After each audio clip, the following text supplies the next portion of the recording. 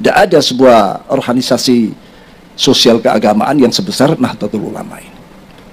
Tapi ingat, kalau besarnya sebuah organisasi tanpa tandim, tidak munadzamah, tidak tertib, maka akan bisa dilumpuhkan dengan organisasi-organisasi yang batil tapi munadzam, batil tapi murattab, tertib. Ini yang harus kita sadari. Ya. Bahkan sudah banyak kelompok-kelompok organisasi yang lain mereka ingin giliran. Kalau sekarang NU sudah katakanlah ya 75% atau bahkan sampai 80% bangsa Indonesia ini adalah intisab pada Nahdlatul Ulama. Ya. Tapi mereka yang lain juga ingin, kapan kita menggantikan posisi Nahdlatul Ulama? Ya. Ini bukan don saja, sudah upaya-upaya ke sana sudah banyak. Kalau kita ini mengabaikan ketertiban ADART kita, perkum kita, justru ini memberi jalan orang lain untuk masuk. Ya. Sudah berapa kali kita mendapatkan bertubi-tubi gangguan-gangguan, khususnya saat sekarang ini gaduhnya bab nasab antara duriyah yang satu kelompok disebut Ba'alawi, yang satu kelompok disebut duriyah Wali Songo, terutama ini. Kalau Gresik insya Allah aman-aman saja. Saya tidak melihat ini jadi sesuatu yang besar, ya, karena di sini juga para bagian muassis banyak, termasuk almarhum Kiai Burhan, ya. Ada putranya Kiai Khisni. Tapi di tempat lain bahkan sudah masuk ke cabang-cabang, dipengaruhi cabang-cabang agar mereka menolak Ba'alawi, menolak. Ya memang ada perbuatan salah pemicunya, ya. Tapi sebagai umat Islam kan tidak sampai seperti, apalagi warga Nahdien kan tidak sampai membesar-besarkan masalah. Apalagi itu hanya kelakuan ya 1-2 orang, saksiyah, tapi yang dihantam adalah jamiyahnya atau babonannya. Dan ini akan terus kalau tidak segera ada. Ingat bagaimana mulai sejak Syekh Nawawi Al-Bantani yang memberikan semacam sinyal-sinyal akan perlunya lahirnya sebuah organisasi, lalu diperjelas oleh Syekhuna Khalil dengan mengirimkan surat Toha mulai ayat 17 sampai 23 disertai tongkat dan seutas tasbih. Ini isyarat kuat agar Asy-Syaikh Al-Akbar Mbah Hasyim Asy'ari membentuk sebuah organisasi yang sakti mandraguna, yang seperti tongkatnya Nabiullah Musa alaihissalam. Sewaktu-waktu dibutuhkan dilempar berubah menjadi ular naga yang membasmi kebatilan, bid'ah, khurafat, ya, ketidakjujuran, ya, ketidakseimbangan dan kehidupan. Kalau sudah dunia ini merata baik, sejahtera semua, ya, silahkan menjadi tongkat kembali. Ya. Nah ini, bahkan bukan hanya silahkan, para mustasyarin, para syuriyin, ya, para kiai-kiai kalau sesepakat kamu sudah harus kembali waktunya menjadi tongkat. Jangan terus-terusan menjadi ular. Kalau sudah beliau menyatakan waktunya kamu kembali, tugasmu sudah selesai, sudah tercapai. Ya tidak ada kata nanti, besok, langsung sami'na wa ata'na yang ada. Itu dulu. Kalau sekarang kalau ada perintah begitu, nanti dulu. Ya. Maunya dia ingin jadi ular terus, tidak mau kembali menjadi tongkat. Jadi ngulo terus. Nah, inilah sebuah suasana yang seperti itu. Bagaimana bisa kembali pada saat-saat ini? Para kiai, para hadirin hadirat punyai rahimakumullah jami'an.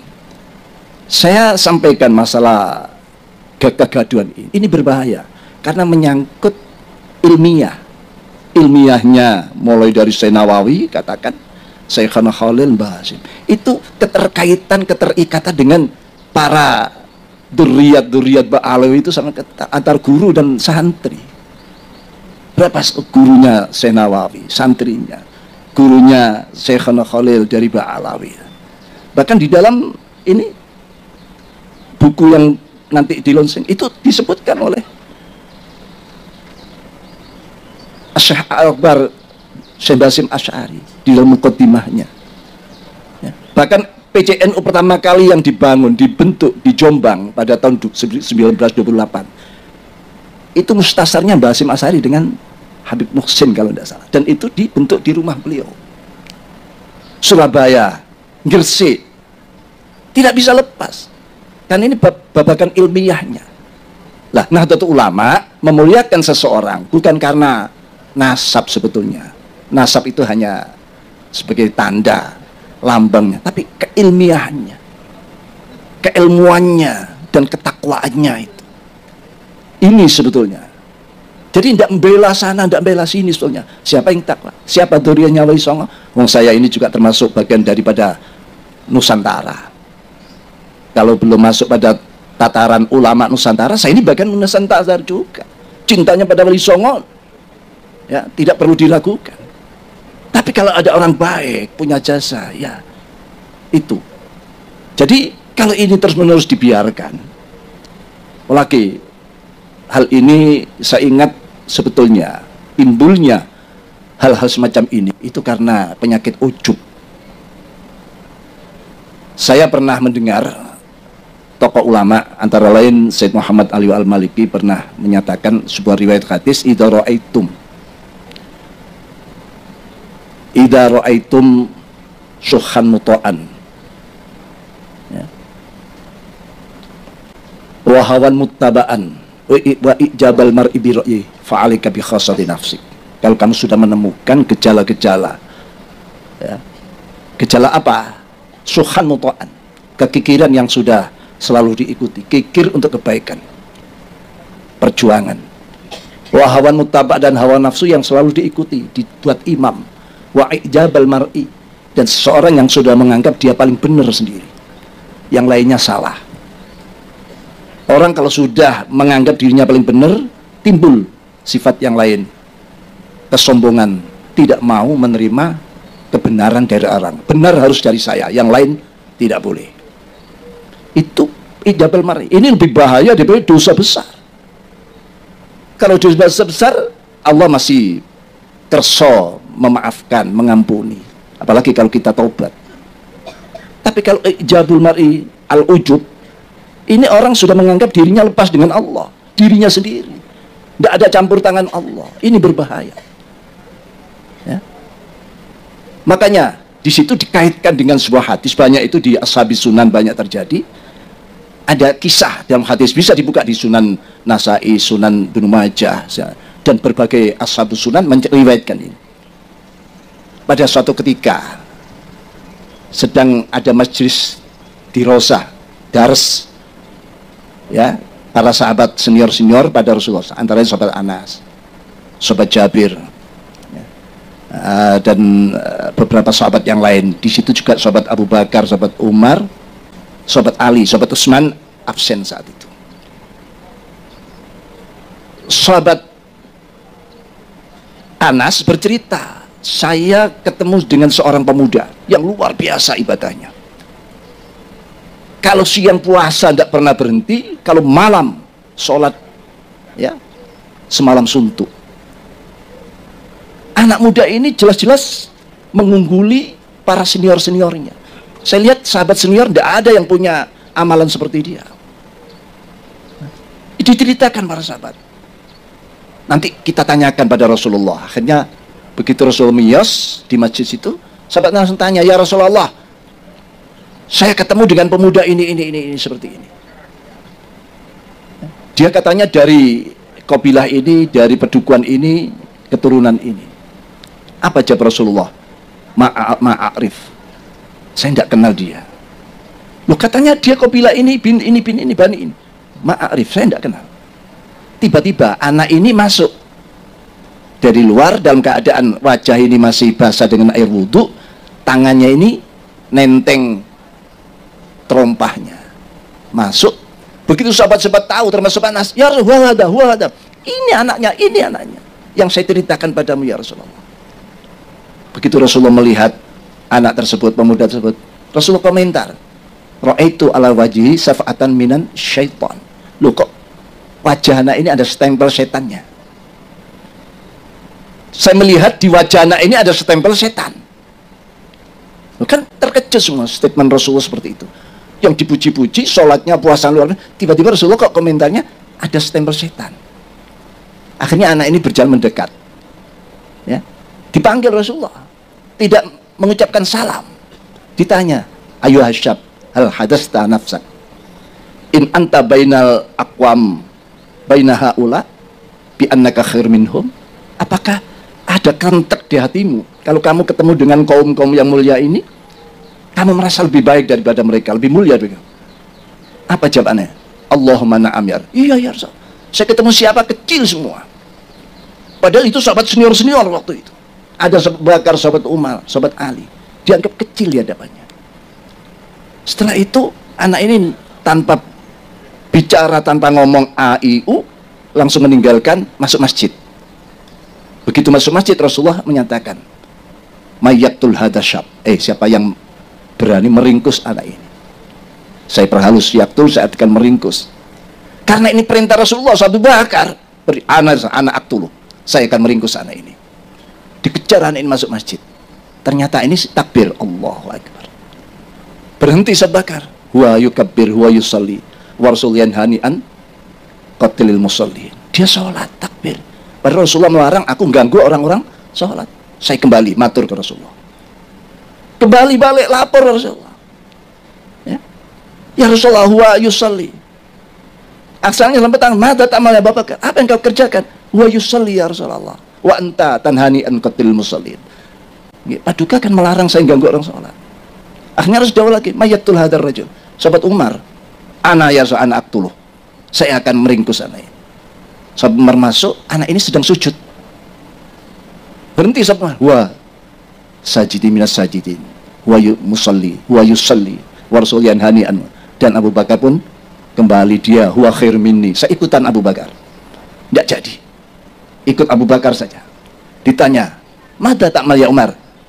Wa sajidun ya, dia sujud ya Rasulullah. Wa anta tanhani'an qatil sajidin musallin. Wa hak ya Umar, kata Rasulullah. Lalu yang ketiga Rasulullah dawuh lagi, mayyatul hadar rajul. Tinggal sahabat Ali. Ana aktul ya Rasulullah. Sebelum sahabat Ali mengangkat kakinya masuk, Rasulnya, ya Ali, anta la taqtulu wa anta sataqtulu. Kamu tidak bisa meringkus anak ini, tapi nanti kamu yang akan meringkus anak ini. Begitu sahabat Ali masuk masjid, anak sudah tidak ada, sudah selesai sholat, sudah pulang. Setelah itu Rasul menyatakan, laula hadasyab makhtalfa bainasnain. Andaikan tidak ada anak seperti ini, umatku bersatu, tidak ada yang beda pendapat, tidak ada yang beda-beda, katakan ya kelompok, organisasi, semua fi soffin wahid. Berarti anak ini cikal bakal perpecahan di dalam Islam. Lalu bagaimana dengan jawab Rasulullah, ya Ali anta la taqtulu anta sataqtulu? Di saat sahabat Ali menjadi khalifah di Kufah, terjadi peperangan yang dikenal dengan Nahrawain atau Nahrawan. Peperangan Nahrawain. Di situ yang pegang bendera, anak itu tadi sedang memberontak pada kekuasaan khilafahnya sahabat Ali. Sahabat Ali mendengar anak itu yang pegang bendera, keluar sahabat Ali. Karena dia masih terngiang-ngiang dari Rasulullah, wa anta sataqtulu, kamu yang akan meringkus anak ini. Akhirnya berhadapan saat dibunuhlah anak ini. Jadi anak terbunuh di tangan sahabat Ali. Sadaqa Rasulullah sallallahu alaihi wasallam. Ternyata dahulu Rasulullah benar, anak ini terbunuh di tangan sahabat Ali. Dan anak ini sudah terkenal menjadi kelompok-kelompok khawarij. Orang yang sholatnya luar biasa, sampai Rasul menyatakan, tahtakiruna sholatakum bisolatihim wasiyamakum bisaim. Sholatmu jangan diadu dengan mereka, tidak ada apa-apanya. Puasamu jangan diadu dengan mereka, tidak apa-apanya sholat dan puasamu. Tapi yakhrujuna minaddin, ya, khurujas sahmi minar ramiyah. Tapi dia secepat lepas dari agamanya, imannya, secepat anak panah lepas dari busurnya. Sholatnya luar biasa, ya, puasa luar biasa, tapi detik per detik dia lepas dari Islam. Sekarang tanda-tanda itu ada. Penolakan kebenaran. Semua orang sedunia, mufti sedunia kalau menfatwakan, misalnya ini ya, pernah melihat ya, menfatwakan bahwa Ba'alawi itu sahih nasabnya, saya tetap menolak. Ulama dunia ditolak. Ini ilmu macam apa semacam ini? Bukan ajaran kita semacam itu. Lah sekarang PCPCNU itu dimasuki, terutama di Solo Raya itu sudah kena. Nanti akan saya usahakan supaya dibenahi itu PCNU yang sudah mulai menolak ini wirid yang sering kita baca, Rabitul Haddad dan semua. Dan nanti pada gilirannya ya masyayikh kita, ya masyayikh kita, Kanjeng Syekh Abdul Qadir Jailani sudah mulai digarap. Syekh Muhammad Ali Al-Maliki juga diragukan nasabnya.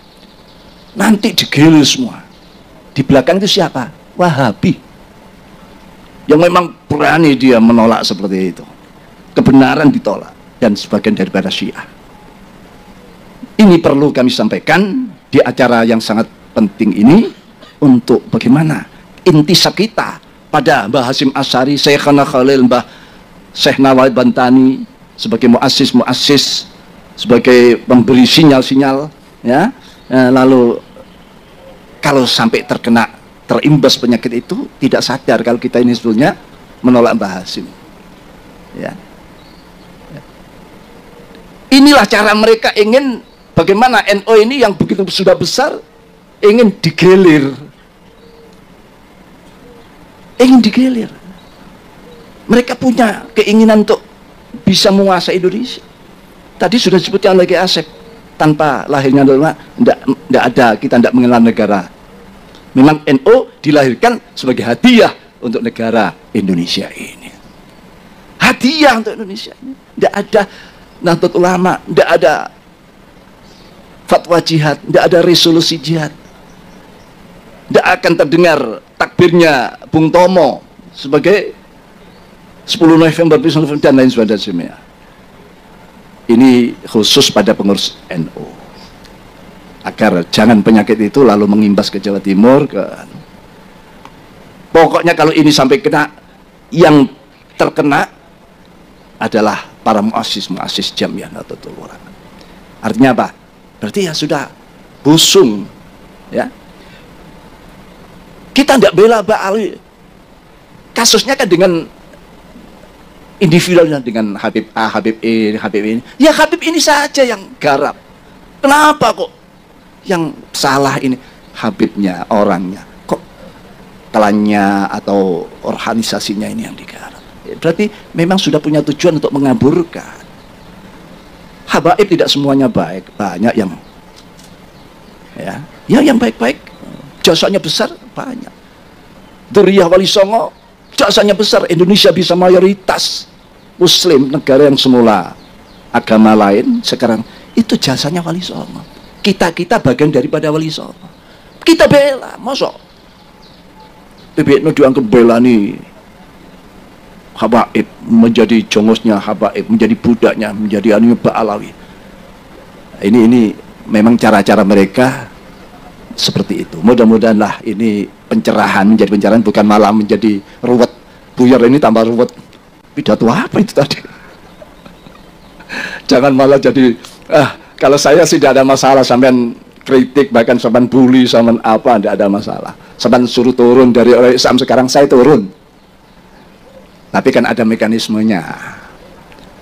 Ya nantilah kalau sudah ojo dipilih, dan saya memang sudah niat, sepertinya saya itu tidak bisa melanjutkan lagi, ingin kembali kepada umat. Ya itu ya. Bikin terima kasih atas semuanya. Mudah-mudahan PCI Gresik yang membuat sejarah yang baik dengan launching Minal Mu'tamar Ilal Mu'tamar, dan selanjutnya PCN yang lain juga bisa mengikuti. Dan karena Gresik kan tonggoi Surabaya, Jadi sama lah, makan. Demikianlah kurang lebih, mohon maaf. Tadi ada ijazah kubro, sughra apa kubro ya? Cuma saya punya wiritan, insya Allah semua itu umum, yaitu salawat Masyisyah Syekh Abdul Salam bin Masyish, gurunya Syekh Abdul Hasan Asyadili. Ini pula kiai-kiai dari semua ini amalannya seperti ini. Saya kira apal semua, sudah monggo. Itu ijazah amah, saya juga ijazah amah dari Syekh Muhammad, dari beberapa saya kira sudah apal semua. Demikian kurang bermaaf. Ya ajastukum. Katanya hamlam mahfufannya ini yang lebih terasa. Hamlam mahfufan. Ya, itu yang lebih sakti, lebih tampak kesaktiannya. Bukan berarti yang lainnya tidak sakti, lebih tampak. Ihdinas siratal mustaqim. Wallahu muwaffiq ila aqwamit thoriq. Assalamualaikum warahmatullahi wabarakatuh.